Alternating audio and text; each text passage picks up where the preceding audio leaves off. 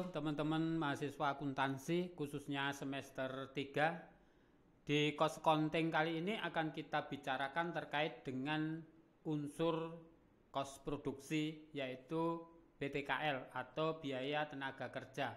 Nah, terkait dengan biaya tenaga kerja bagaimana nantinya cost yang dikeluarkan oleh perusahaan yang nantinya akan diberikan oleh pekerja, di mana ada sejumlah pokok dan tambahan-tambahan lainnya yang diterimakan setiap periode tertentu. Nah, di sini komponen biaya tenaga kerja terkait nanti yang akan diberikan entitas kepada sumber daya manusianya, ada gaji atau upah reguler. Mungkin contohnya ada gaji mandor, gaji buruh, gaji upah buruh, kemudian insentif. Nah, insentif ini terkait dengan reward kompensasi yang diberikan oleh perusahaan atas prestasinya, capaiannya, baik itu nanti terkait dengan unit produksi yang dihasilkan, kemungkinan jam kerja yang kurang dari standar yang ditentukan sehingga memberikan produk yang maksimal. Tentunya ada juga tunjangan yang diberikan sebagai kompensasi tenaga kerja, ada asuransi, pensiun, lembur maupun premi lembur. Nah, terkait dengan hasil atau unit yang dikeluarkan oleh perusahaan, tentunya ada unsur produktivitas dan biaya tenaga kerja yang dikeluarkan. Di sini diargumenkan bahwa input dan output. Inputnya terdiri dari beberapa karyawan, beberapa SDM, lalu outputnya adalah sebuah produk atau unit yang dihasilkan, produk yang dihasilkan. Nah, di sini sebagai simulasi, sebagai awal dari produktivitas, misalnya inputnya itu tenaga kerja yang jumlahnya 4 orang, outputnya menghasilkan sebuah unit produk 6 buah atau 6 buah mobil katakanlah. Nah, ini sebagai posisi awal. Nah, posisi awal standar inputnya itu adalah 4 karyawan, kemudian akan menghasilkan 6 output berupa mobil sebagai sebuah standar. Nah, di sini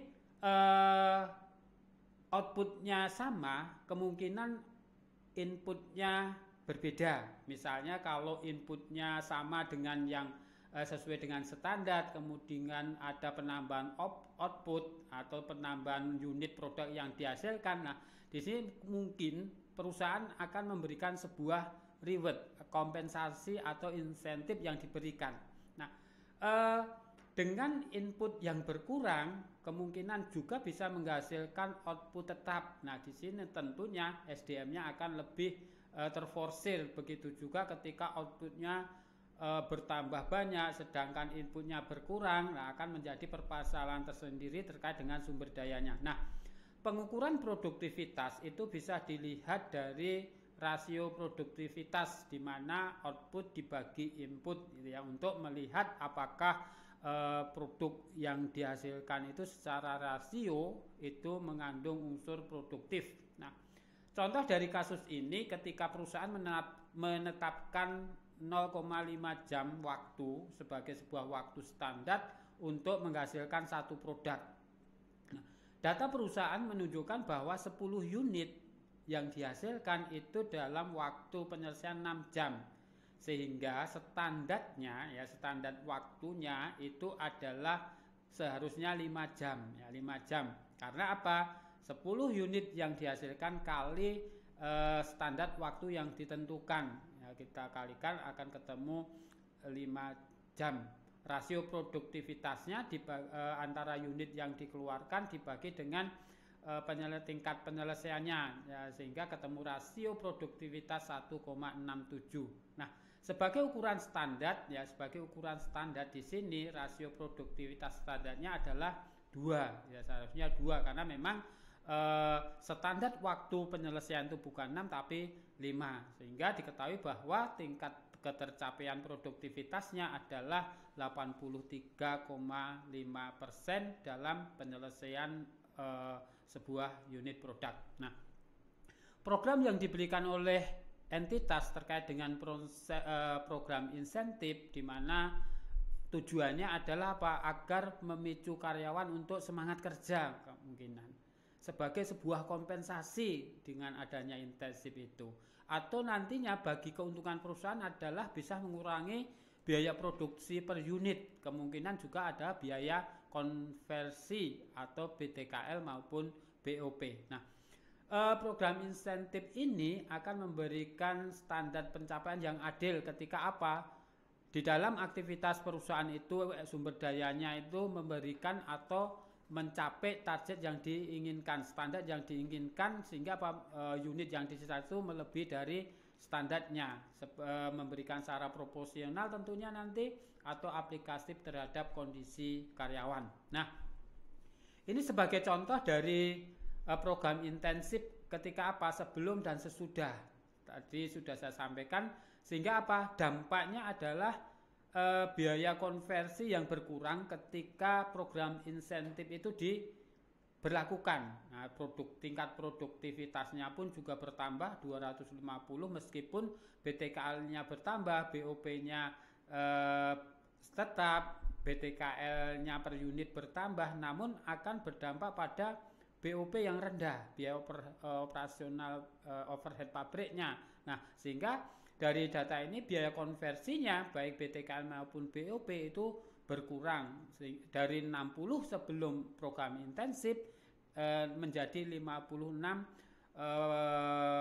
setelah adanya program insentif per unit tentunya di sini. Nah, sehingga program insentif itu bagi perusahaan juga akan memberikan dampak keuntungan. Nah, tentunya ketika akan dilakukan pengeluaran untuk biaya tenaga kerja, perusahaan pasti mempunyai beberapa keterkaitan antar divisi. Nah, mungkin ada departemen personalia di mana dia yang mendeskripsikan tentang pekerjaan, rekrutmen, pelatihan, promosi bagi karyawan-karyanya untuk apa? Aktivitas di entitas. Nah, tentunya di dalam aktivitas antar saksi ini atau bagian ini ada departemen medis di mana apa? Dia yang memberikan pertolongan pertama ketika apa? Ada kecelakaan yang ditimbulkan yang terjadi di dalam aktivitas kerja. Nah, di sini sebagai awal atau pemberian pertolongan pertama. Nah, ada bagian lain nanti yang keterkaitan sehingga berapa atau besarnya gaji yang akan diterimakan oleh setiap karyawannya. Nah, ini hubungan antar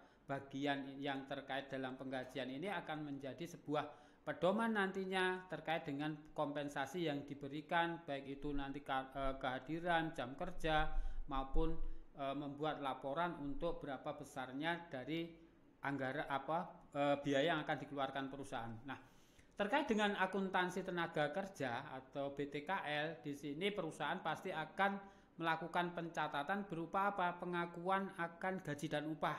Selama periode akuntansi atau proses produksi ini, berapa gaji dan upah yang dikeluarkan oleh perusahaan untuk diberikan kepada karyawannya, ya, sehingga besarnya apa? Mungkin bisa berupa intensif tadi, ada asuransi, tunjangan dan lain-lain, sehingga nanti ada pengakuan besarnya gaji dan upah atau beban gaji yang ditanggung perusahaan dan diberikan oleh karyawannya. Nah, ada distribusi gaji dan upah, apakah nanti pendistrian itu berdasarkan departemen yang terkait, mungkin di BOPS sesungguhnya atau BOP dibebankan. Nah, di mana besarnya gaji yang dikeluarkan di departemen mana atau dibebankan di dep apa. Nah, lalu jurnal pembayaran kas ketika apa? Utang-utang gaji yang memang belum dibayarkan ini sudah dibayarkan atau diterimakan oleh pekerja atau sudah dikeluarkan oleh perusahaan berupa kas, sehingga nanti bisa dicatat kas yang berapa besar yang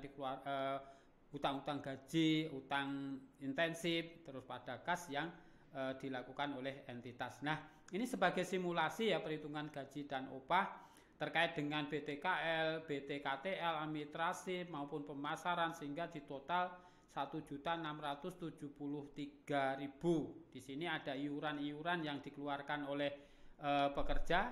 Nah, sehingga total pengeluarannya adalah 242.585 sehingga yang menjadi penghasilan bersih akan gaji itu selisih dari total penerimaan dikurangi dengan biaya-biaya yang dikeluarkan. Nah, tentunya Bagi entitas akan melakukan pencatatan ya, pengakuan awal ketika apa? Ini menjadi sebuah beban. Nah, di sini ada beban gaji dan upah pada utang-utang yang ditimbulkan atas transaksi yang terjadi. Nah, pada saat distribusi ini perusahaan pasti akan mengakui ya di mana ada persediaan barang dalam proses terkait dengan pengakuan ketika terjadi di administrasi produksi. Nah, pada saat dibayarkan tentunya kewajiban-kewajiban yang dimunculkan oleh perusahaan yang nantinya akan diberikan ke karyawan sebagai kompensasi, sehingga perusahaan akan mengeluarkan terkait dengan kas yang dikeluarkan.